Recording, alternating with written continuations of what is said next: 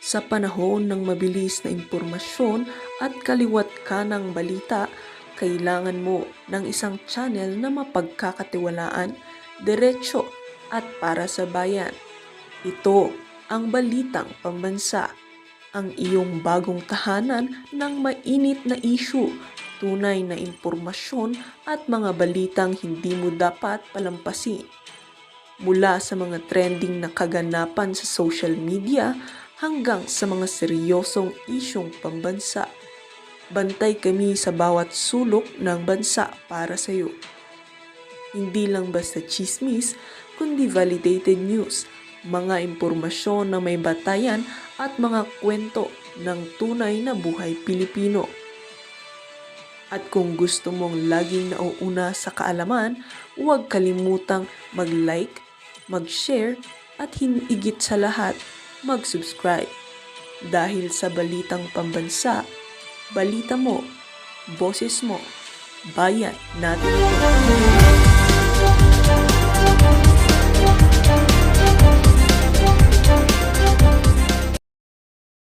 Nako, mamaya na ho natin panoorin ang video na yan nitong si Atty. Trixie Cruz Angeles. Pakinggan ho muna natin ang Christmas greetings nitong si Vice President Sara Duterte. Heto ho mga kababayan. Madayaw ug maayong adlaw kaninyong tanan. Yung Magandang araw at maligayang Pasko Nako. sa inyong lahat. Tuwing Pasko ay binabalot ang ating mga puso ng mga biyaya na hatid sa atin ng kapanganakan ni Jesus. Ngunit paano ba natin mas mapapasaya ang ating selebrasyon sa harap ng samot-saring mga hamon sa ating buhay? Mga kababayan, yung magiging mas makabuluhan ang Pasko kung ibabahagi natin ang mga biyaya ng Diyos sa ating kapwa, lalo na sa mga nahihirapan sa buhay, mga may karamdaman, mga ulila at walang tahanan, mga biktima ng sakuna at karahasan, at mga sektor na dumaranas ng kapabayaan. Sa kagandahan ng ating loob, nagmumula ang pag-asa at katatagan ng loob at pananampalataya. At ito ang gagabay at magpapalakas sa atin bilang mga individual, bilang mga pamilya, at bilang isang bansa. Hangad ko ang inyong kaligayahan kasama ang inyong mga kapamilya at mahal sa buhay. Lagi din nating ipagdasal ang biyaya ng kapayapaan at katatagan ng ating minamahal na bansa. Tandaan po natin na ang pusong nagpapasalamat ay mapagbigay, mapagmahal, mapagpatawad. Yung Mula sa kaibuturan ng aking puso, malipayong Pasko kaninyong tanan. Mahalin natin ang Pilipinas para sa Diyos sa bayan at sa bawat pamilyang Pilipino. Sa dinami-dami ng problema, Nako, si Bangag pa nasusunod. Akala ko sabi ko ba't ang haba naman nitong greetings na to nitong si BP. Pinagsama-sama ho pala yung mga birthday greetings ng mga opisyal ng pamahalaan dito sa video na to. Ang problema ho dito mga kababayan, hindi naman normal tong mama na to . Diba? Mantakin nyo sa dami ho nang nangyayari ngayon sa ating bansa, ang pinoproblema ho niya, bakit daw wala siyang apo? Personal mo problema sa bahay yan. Hindi interes na sambayan ng Pilipino, yung apo mo. Kung wala ka pang apo, mapahanggang sa ngayong mga panahon na to, kung ika nga, yan ang pinagtataka mo, malaki problema mo, Brad. na hinaharap natin sa opisina araw-araw, dumagdag pa sa iniisip ko itong mga tanong na natanggap natin. Wow. Kaya ngayon, susubukan natin sagutin isa-isa. Ano ang dapat gawin kapag hindi mo gusto ang regalong natanggap mo sa exchange gift? Pwede ba ito ipasa sa iba? Ginagawa nyo ba ito? Siyempre, pagka natanggap mo, kahit ano man yung natanggap mo, siyempre naka-smile ka. At saka thank you. Alalahanin mo. Ito naman, kahit ano pa ang binabigay sa inyo, kahit meron ka na, ito ay galing sa food. Ganda ho ng setup ng camera niya si Bangag. Baka akala niyo ho mga kababayan, talagang dinadaan ho niya dyan sa wala na yung delivery, wala na yung message, yung quality na lang ng video, pag-usapan natin dito, naknanto ko. Pagdating mo sa quality ng mga kagamitan nitong si Bangag, talagang wala akong makakatalo dyan. Pambihira yung audio, yung video, yung mga ginagamit na camera. Talagang dekalidad do. Tingnan yung mga bokeh balls na yan. Tingnan nyo naman ho yan. Talagang bilog na bilog. Di ba? Ang gaganda oh. Mahal ho yan yung mga lenteng ginagamit pagkaganyan. Nako. Oh.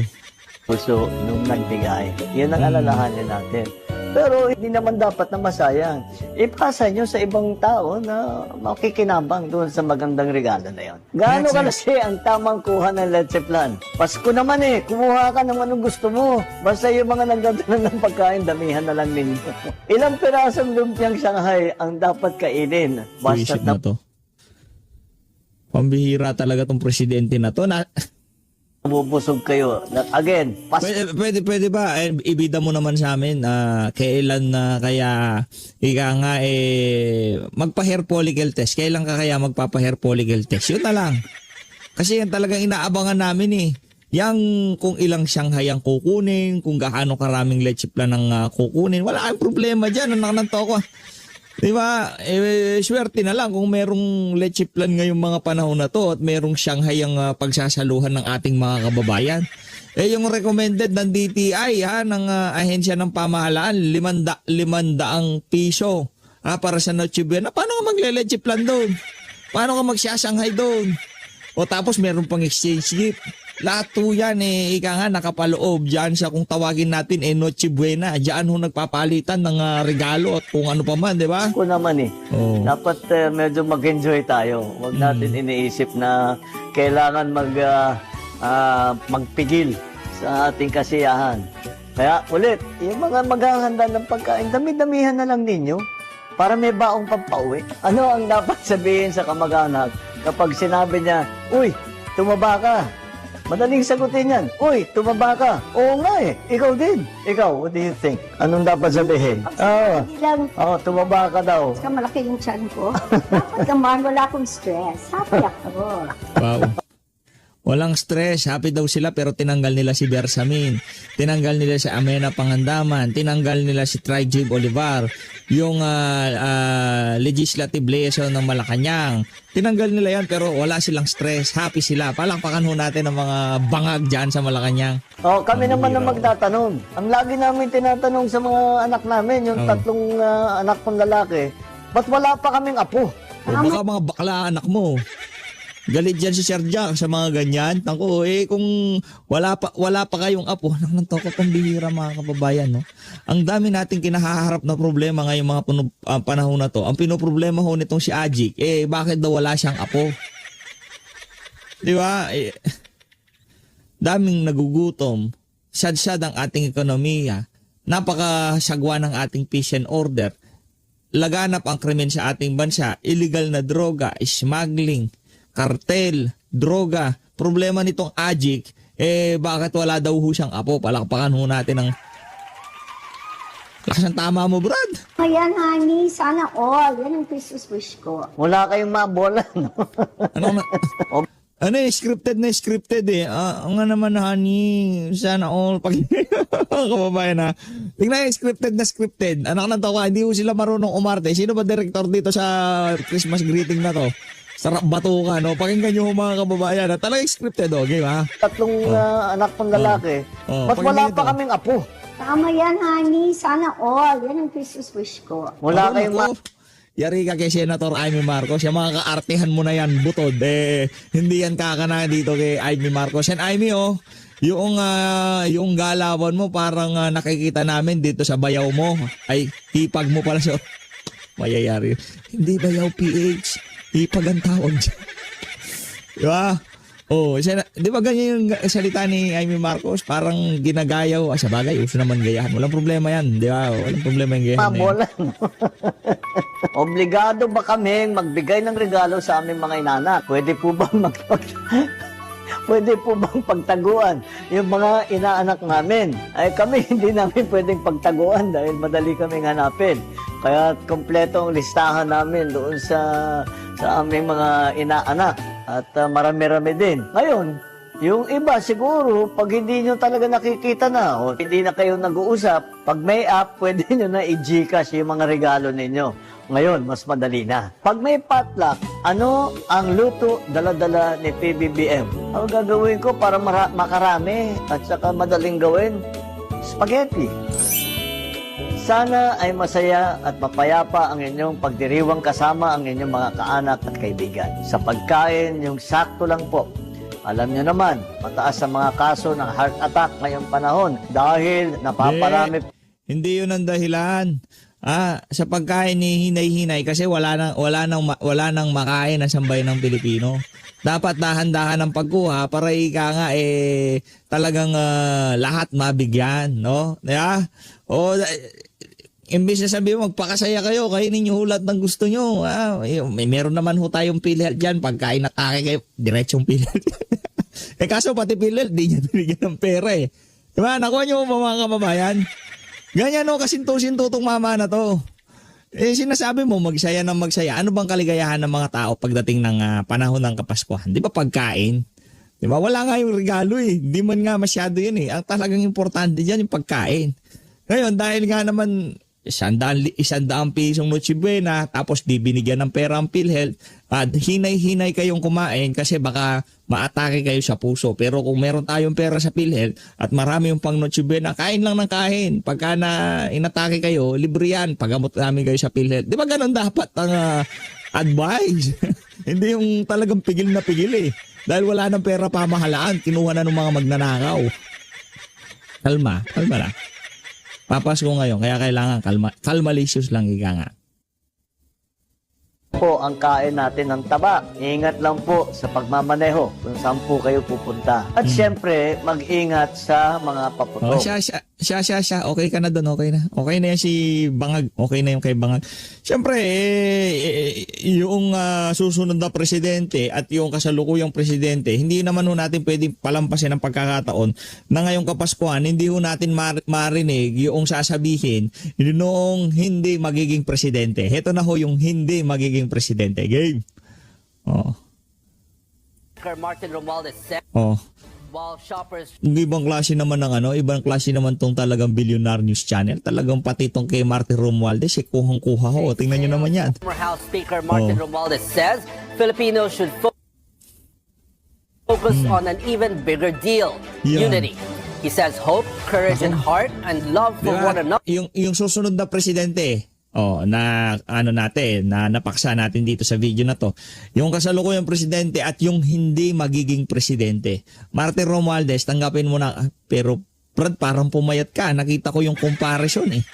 Yung noong angas na angas ka dyan sa pagiging speaker mo at ngayong di ka na speaker, namayat ka Brad. Anong nangyari sa pagmumukha mo na yan? Diba? Stress ho yan mga kababayan, namamayat eh. Diba ho kasi yung nagpapapayat at yung talagang likas na mataba ka tapos bigla kang papayat. Diba? Yung meron ho kasing katawan na alam naman talagang payat yan. No? Siguro sa mga nakalipas na linggo medyo na marami ang nalantakan niya kaya medyo tumaba. Pero itong mama na to, kilalang mataba to. Kaya pagka kilala kang mataba, namayat ka, talagang mapupuna ka dyan. Hindi ho magandang bagay yun. Kasi pagka talagang sanay yung mga kababayan natin nakikitang mataba ka, bigla kang pumayat, isa lang ibig sabihin yan. Stress ka. Tuloy natin. Other are the values that keep the nation together. Mga kababayan, this Christmas season, we celebrate the deep faith that unites us Filipinos. Pag-asa, puso, tapang, at pagmamahal sa bawat isa. May the birth of Christ renew our hearts, strengthen our families, and remind us that even in difficult times, light always finds its way through. Maupay nga Pasko, haiyong tanan. Ano na naman bang kabalbalan yun? Martin Romualdez, pambihira talaga tong mama na to. Oo, kung ano-ano mga pinagagawa sa buhay, no? Ano lang naman ho yan. Yan ho talagang pambihira. Ibang klase talaga tong si Sir Ibi. Sir Ibi, Merry Christmas ha. Ito talaga, idolo ko to Sir Ibi Galbot ha. Taga Cebu ho yan Hindi pa ho natin siya napasyalan pero siguro next year papasyalan ho natin yan si Sir Ibi. tikman ho natin yung lechon dyan sa Cebu. Malupit yung lechon dyan eh. Hindi, teka lang. Post niya ho ito, post ho nitong si Sir EB ito. Teka lang. Mali. Mali ho yan. Ito, lagay ko yung niya dyan, yung FB page niya para yung mga kababayan natin pagka, ang tawag dito, na napadaan ho sa inyong feeds itong larawan na to, i-follow nyo na rin ho itong si Sir EB Hugalbot. So sa mga ika nga talagang sinusubaybayan nating political vlogger itong si Sir EB Hugalbot. Yan ho, Martin Romualdez, tingnan mo naman yung yung pagmumukha mo, yung before and after, 'di ba? Okay lang sana kung kung yung nagpapaganda, ganito yung ipapakita nilang mga commercial sa kanilang mga produkto, before and after. Pagka tinake mo tong supplement na to, sigurado papayat ka, parang ganoon eh. Kasi ang problema ho, flood control pinag-uusapan natin, nagpayatan itong mga walang yang to. Anong sabi nitong si Sir EB? Talagang si Sir EB, malakas mang Alaska to eh. Dapat pangalan nito, Alaskador eh. Oh, less carbs, more protein.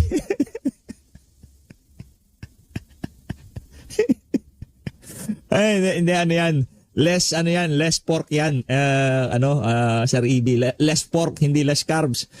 Less pork sila ngayong mga panahon na to. Wala nang insertion eh. Kaya nagpahayatan itong mga walang yan to. Tingnan nyo naman yung Martin Romualdez speaker days, yung nasa taas. House of Appropriation Chairperson days, itong si Martin Romualdez. At ito ho sila ngayon. Umiikot lang ho ang mundo. Diba? Walang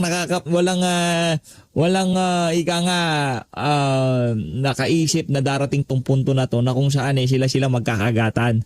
Diyan sa House of Representatives, diyan sa Malacanang, merong libiste, labo-labo na ho sila ngayong mga panahon na to. Diyan sa bulwagan na yan. Direkta ho tayo dito kay Atty. Trixie Cruz Angles. Game! Sa source ng information, in this case, si Secretary John Vic Remulla, it is possible na kaya dumadami ng mga katanungan ay dahil nga hindi pinagkakatiwalaan ang source of information. Yung Ma'am, dito lang muna ako sa issue po with dating yung yumaong si Undersecretary Maria Catalina Cabral. Wala po siyang kinakaharap na kaso. Pero bakit po, legal po ba yung pagpapakuha ng kanyang mga tawag nito, yung kanyang mga gamit, yung kanyang mga cellphone, pati na rin po yung actually ngayon nakikita na natin ay sa publiko na yung kanya pong pagpunta doon sa hotel kasama po yung kanyang driver. Bakit po ganito yung kanyang klase ng pag-iimbestiga po sa kanya na considering wala naman po siyang kasong kinakaharap, Attorney Trixie? Totoo po yan. Ngunit ang pagturing natin sa isang lugar kung saan mayroong corpus delicti, mayroong krimen na nag-occur, maaari pong i-seize ng mga kawani ng gobyerno o ng law enforcers natin ang ebidensya that can be found on the scene. However, dahil private property pa rin yan at if the deceased has family, maaari pong hingin yan ng pamilya. And dahil nga may ownership, may establish yung ownership dyan. Kung hindi rin ma-establish ng mga law enforcers ang evidentiary value ng hinahawakan nila, kailangan talagang i-turn over yan. Opo. Yung mga circumstansya, yung mga lumalabas ngayon sa social media, sa pag-aanalisa nyo po, attorney, nagtutugma po ba? Kasi isa sa mga nagtataka yung ating mga kababayan. Kasi di ba meron lumabas na video, tinatanong siya na ano ba yung greatest fear niya, yung phobia niya, ang sabi niya heights. Nagtataka sila bakit doon siya nagtambay doon sa bangin. Yung mga ganun po na mga katanungan po, attorney. And kung kayo po ang tatanungin doon sa mga available ngayon ng mga information na mga lumalabas, kumbaga, masasabi na ba natin na parang nagtutugma itong lahat ng mga pangyayari or mas marami pang mga katanungan po ang lumilitaw? Ang tingin ko tama na maraming katanungan dahil nga kukonti o kulang ang impormasyon na nilalabas ng ating gobyerno, particular na dito ang DILG. Hindi rin lang po yun, no? Hindi rin lang sa kakulangan ng impormasyon, kundi sa source ng information, in this case, si Secretary John Vic Remulla, it is possible na kaya dumadami ng mga katanungan ay dahil nga hindi pinagkakatiwalaan ang source of information. Ngayon, yung mga speculation na naririnig natin or yung mga katanungan, marami naman sa kanilang may basis. Pero in order for us na bigyan ng bigat yung mga katanungan na yun, i-build up yung scenario. So, halimbawa, ang fear of heights, relevant po ba ito kung it was a suicide? Kung a suicide, would the fear of heights, which equates to a fear of harm, or a fear of death, still be relevant kung ang purpose ng tao ay to harm themselves. Diba? On the other hand, kung walang intensyon na mag-harm ng sarili, then yung position niya at that point might be questionable. Diba? Pwedeng isipin ng mga tao na baka pinipilit na nandun siya sa lugar na yon, baka mayroong ibang tao na pumilit na magtambay siya doon sa lugar na yon. So, yung mga questions, nakikita natin dahil nga sa kakulangan ng impormasyon, they can build up scenarios and this is perfectly acceptable dahil nga marami pang mga katanungan ang hindi na-address ng ating mga government officials na who feel the need na maggawa kaagad ng conclusion. Sa totoo lang, hindi kailangan madalian magsabi sa publiko ng conclusion ng cause of death kung kulang pa ang ebidensya o kung marami pang mga katanungan that remain unanswered. Tama kayo. Ang premise ninyo dito is wala siyang kaso, walang kasong nakahain sa kanya. And in fact, wala siya dun sa mga listahan ng mga recommended to be charged later on. So again, magtatanong ang publiko. May information gaps dito na kailangan punuin. Opo, dito naman po sa, kumbaga, sa side po ng atin pong pamahalaan, dito po sa pag-appreciate ng, halimbawa, yung mga district engineers ngayon na possible na maging witness or star witness nila or may sa ilalim sa WPS kasi may mga restitution, nagsoli ng pera, ganito, ganyan. Yung pag-appreciate ng gobyerno doon sa kanila, dito po kay Yusek Cabral, kasi siya po yung undersecretary na may hawak at may alam pala ng mga insertions na ito. Bakit parang iba yung treatment ng gobyerno doon sa mga district engineers dito po sa kanya, attorney, sa nakikita niyo po? Well, ang nakikita kasi natin, yung mga district engineers, the reason nagsasoli sila ay bahagi doon sa nire-require ng DILG and ng DOJ na magsoli para mapasok sila doon sa witness protection or ma-i-consider din sila bilang mga state witness. So, mayroong ganong klaseng setting. Itong mga district engineers are already charged, kumbaga, or seriously considered na sila po ay magiging bahagi or magiging respondents sa investigasyon o magiging akusado doon sa actual na kaso. With Undersecretary Cabral, wala pa pong ganung pinag-uusapan, although nakikita natin na nararamdaman na niya na papunta na nga doon sa point na kailangan may pananagutan dito. So, iba yung trato talaga sa kanya because she is not yet slated to be a witness. Opo.